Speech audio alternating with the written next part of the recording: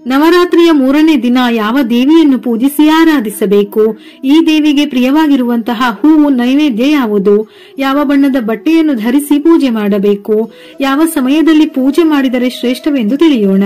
ನಾಳೆ ಸೆಪ್ಟೆಂಬರ್ 24 ಬುಧವಾರ ಶರನ್ನವರಾತ್ರಿಯ 3ನೇ ದಿನ. ದುರ್ಗಾದೇವಿಯ 9 ಅವತಾರಗಳಲ್ಲಿ 3ನೆಯ ಅವತಾರವೇ ತಾಯಿ ಚಂದ್ರಘಂಟಾ ದೇವಿ. ಚಂದ್ರಘಂಟ ಅಂದರೆ ಗಂಟೆಯ ಆಕಾರದ ಚಂದ್ರನನ್ನು ಮಸ್ತಕದಲ್ಲಿ ಧರಿಸಿದವಳು.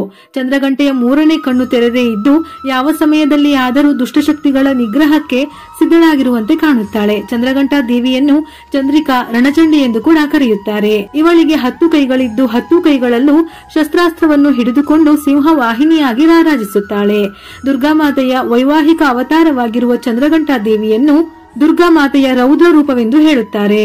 ಚಂದ್ರಘಂಟಾ ಅವತಾರವು ಹೊಸದಾಗಿ ವಿವಾಹವಾದ ದುರ್ಗಾಮಾತೆಯ ರೂಪವಾಗಿದೆ. ತದಿಗೆಯ ದಿನ ಚಂದ್ರಘಂಟಾ ಎಂಬ ರೂಪದಲ್ಲಿ ದೇವಿಯನ್ನು ದರ್ಶಿಸುತ್ತೇವೆ. ಜಗದ್ದಾತ್ರಿಯ 3ನೇ ಮುಖ ಇದಾಗಿದೆ. ಬಹಳ ಕೋಪದಿಂದ ಹೋರಾಡುತ್ತಾ ಶಿರದಲ್ಲಿ ಅರ್ಧ ಚಂದ್ರನನ್ನು ಧರಿಸಿ ಸಿಂಹದ ಮೇಲೆ ಕುಳಿತು ಚಂದ್ರಘಂಟಾ ಎಂದು ಕರೆಯಲ್ಪಟ್ಟಳಂತೆ. ಅದೇ ರೂಪದಲ್ಲಿ ಈ ದಿನ ದುರ್ಗೆಯನ್ನು ಆರಾಧಿಸಿ ಪೂಜಿಸಲಾಗುತ್ತದೆ. ದುರ್ಗಾಮಾತೆಯು 1ನೇ ಅವತಾರದಲ್ಲಿ ಶಿವನನ್ನು ಮದುವೆಯಾಗಲು ಜನ್ಮ ತಾಳುತ್ತಾಳೆ. 2ನೇ ಅವತಾರದಲ್ಲಿ ಶಿವನಿಗಾಗಿ ಕಠಿಣ ತಪಸ್ಸನ್ನು ಮಾಡುತ್ತಾಳೆ. 3ನೇ ಅವತಾರದಲ್ಲಿ ಶಿವನನ್ನು ವರಿಸುತ್ತಾಳೆ, ಅಂದರೆ ಮದುವೆಯಾಗುತ್ತಾಳೆ. ಚಂದ್ರಘಂಟಾ ದೇವಿಯು ಪಾರ್ವತಿ ದೇವಿಯ ಸುಮಂಗಲಿಯ ಅವತಾರ. ಶಿವನನ್ನು ಪಡೆಯಲು ಕಠಿಣ ತಪಸ್ಸನ್ನು ಮಾಡಿ ಮದುವೆಯಾಗಲು ಹಿಮವಂತನ ಅರಮನೆಯಲ್ಲಿ ಮದುವೆಯ ಏರ್ಪಾಡುಗಳು ನಡೆಯುತ್ತದೆ. ಸ್ಮಶಾನವಾಸಿಯಾದ ಶಿವನು ತನ್ನ ಭಯಾನಕ ರೂಪದಲ್ಲೇ ತನ್ನ ಗಣಗಳೊಂದಿಗೆ ಮೆರವಣಿಗೆಯಲ್ಲಿ ಅರಮನೆಯನ್ನು ತಲುಪುತ್ತಾನೆ. ಬೂದಿಯಿಂದ ಮುಚ್ಚಲ್ಪಟ್ಟ ಶರೀರ, ಕೊರಳಿನಲ್ಲಿ ಸುತ್ತಿದ ಹಾವುಗಳು, ಗಂಟಿನಂತಿರುವ ಜಟಾಧಾರಿಯಾದ ಶಿವ, ಅವನೊಂದಿಗೆ ಋಷಿಮುನಿಗಳು, ಅಗೋರಿಗಳನ್ನು ನೋಡಿ ಪಾರ್ವತಿಯ ತಾಯಿ ಮೂರ್ಛೆ ಹೋಗುತ್ತಾಳೆ. ಇದನ್ನು ಕಂಡ ಪಾರ್ವತಿಯು ಶಿವನಿಗೆ ಮುಜುಗರವಾಗದಿರಲೆಂದು ಭಯಾನಕ ರೂಪವಾಗಿ ಚಂದ್ರಘಂಟೆಯಾಗಿ ಪರಿವರ್ತನೆಯಾಗುತ್ತಾಳೆ. ಚಿನ್ನದ ಮೈಬಣ್ಣವನ್ನು ಹೊಂದಿದ ಚಂದ್ರಘಂಟೆಯು 10 ತೋಳುಗಳನ್ನು ಹೊಂದಿದ್ದಳು. 9 ತೋಳುಗಳಲ್ಲಿ ತ್ರಿಶೂಲ, ಗದೆ, ಬಿಲ್ಲು, ಬಾಣ, ಖಡ್ಗ, ಕಮಲ, ಘಂಟೆ, ಕಮಂಡಲ ಹಾಗೂ 1 ತೋಳಿನಲ್ಲಿ ಅಭಯ ಮುದ್ರೆಯಿಂದ ಸಿಂಹವಾಹಿನಿಯಾಗಿ ರೂಪ ತಾಳುತ್ತಾಳೆ. ತನ್ನ ಭಕ್ತರಿಗೆ ತಾಯಿಯಂತೆ ಆದಿಶಕ್ತಿಯು ಸಹಾನುಭೂತಿಯನ್ನು ತೋರುತ್ತಾಳೆ ಹಾಗೂ ಕೆಟ್ಟವರಿಗೆ ಭಯಾನಕ ರೂಪದಲ್ಲಿ ಕಾಣಿಸಿಕೊಳ್ಳುತ್ತಾಳೆ. ದುಷ್ಟರನ್ನು ಸಂಹಾರ ಮಾಡಲು ಸದಾ ಸಿದ್ಧವಾಗಿರುವ ಭಂಗಿಯಲ್ಲಿರುವ ಚಂದ್ರಘಂಟೆಯ ಘಂಟಾನಾದದಿಂದಲೇ ಸಾವಿರಾರು ಅಸುರರು ನಿರ್ನಾಮವಾದರು. ಚಂದ್ರಘಂಟಾ ದೇವಿಗೆ ಬಹಳ ಪ್ರಿಯವಾದ ಪುಷ್ಪ ಕಮಲದ ಪುಷ್ಪ. ಹಾಗಾಗಿ ದೇವಿಗೆ ಕಮಲದ ಪುಷ್ಪವನ್ನು ಅರ್ಪಿಸಬಹುದು. ಇದರ ಜೊತೆಯಲ್ಲಿ ಕನಕಾಂಬರ ಪುಷ್ಪ ಅಥವಾ ಹಳದಿ ಬಣ್ಣದ ಯಾವುದಾದರೂ ಪುಷ್ಪವನ್ನು ಅಲಂಕಾರ ಮಾಡಿ ಧೂಪ ದೀಪಗಳಿಂದ ಪೂಜೆ ಮಾಡಬಹುದು.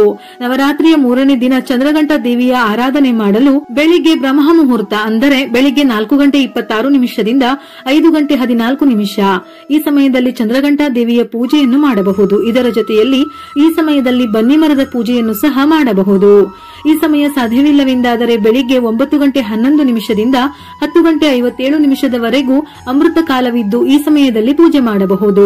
ಇನ್ನು ಸಂಜೆಯ ಪೂಜೆಗೆ ಗೋಧೂಳಿ ಸಮಯದಲ್ಲಿ ಪೂಜೆ ಮಾಡುವವರು ಸಂಜೆ 6:07 6:31 ಈ ಸಮಯದಲ್ಲಿ ದೀಪಾರಾಧನೆ, ದೇವಿಯ ಆರಾಧನೆ, ಮನೆಯ ಹೊಸ್ತಿಲಿಗೆ ಪೂಜೆ, ತುಳಸಿ ಪೂಜೆಯನ್ನು ಮಾಡಬಹುದು.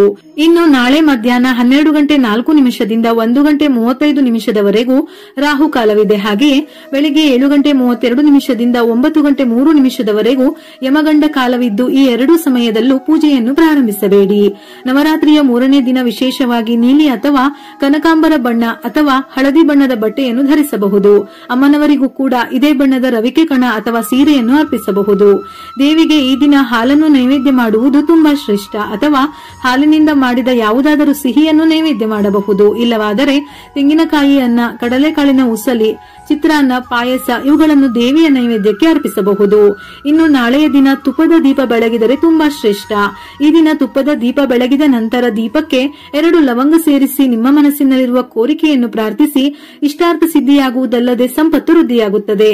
ನಾಳೆ ಸಂಜೆ ತುಳಸಿಗೂ ದೀಪವನ್ನು ಬೆಳಗಿ ಅರಿಶಿನ ಕುಂಕುಮವನ್ನು ಹಾಕಿ 5 ಪ್ರದಕ್ಷಿಣೆಯನ್ನು ಹಾಕಿ ನಮಸ್ಕರಿಸಿದರೆ ಲಕ್ಷ್ಮೀ ದೇವಿ ಸಂತೃಪ್ತಳಾಗುತ್ತಾಳೆ.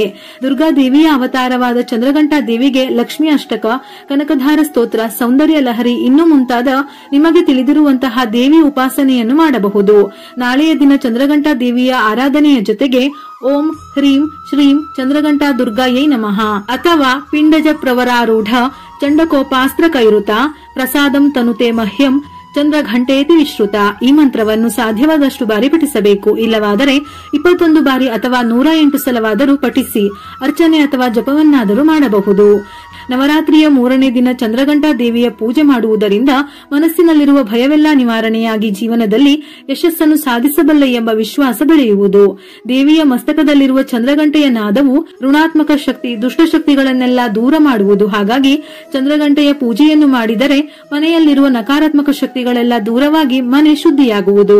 ಯಾರು ಜೀವನದಲ್ಲಿ ಭರವಸೆಯನ್ನು ಕಳೆದುಕೊಂಡು ವ್ಯವಹಾರದಲ್ಲಿ ಹೊಸ ಹಾದಿಯನ್ನು ತುಳಿಯಲು ಇಚ್ಛಿಸುತ್ತಾರೋ ಅವರು ಚಂದ್ರಘಂಟೆಯ ಪೂಜೆ ಮಾಡಿದರೆ ಅವರು ಸಾಗುವ ದಾರಿಯಲ್ಲಿ ಬೆಳಕನ್ನು ಚೆಲ್ಲಿ ಯಶಸ್ಸಿನ ಮೆಟ್ಟಿಲೇರಲು ಸಹಕರಿಸುತ್ತಾಳೆ ತಾಯಿ ಚಂದ್ರಘಂಟೆ. ಭಕ್ತರ ಎಲ್ಲಾ ಪಾಪಗಳು, ಕಷ್ಟಗಳು, ದೈಹಿಕ ನೋವು, ಮಾನಸಿಕ ತೊಂದರೆಗಳು ನಿವಾರಣೆಯಾಗುತ್ತದೆ.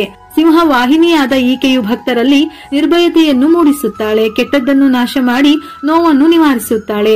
ಸುಖ, ಸಂತೋಷ, ನೆಮ್ಮದಿಯು ಪ್ರಾಪ್ತಿಯಾಗುತ್ತದೆ. ಹೀಗಾಗಿ ನವರಾತ್ರಿಯ 3ನೇ ದಿನ ಚಂದ್ರಘಂಟೆಯ ಪೂಜೆ ಮಾಡಿ ಮಾತೆಯ ಆಶೀರ್ವಾದ ಪಡೆದುಕೊಳ್ಳಿ. ವಿಡಿಯೋ ಇಷ್ಟ ಆಗಿದ್ದಲ್ಲಿ ಮರೆಯದೆ ಲೈಕ್ ಕೊಟ್ಟು ನಿಮ್ಮವರಿಗೆ ಶೇರ್ ಮಾಡಿ.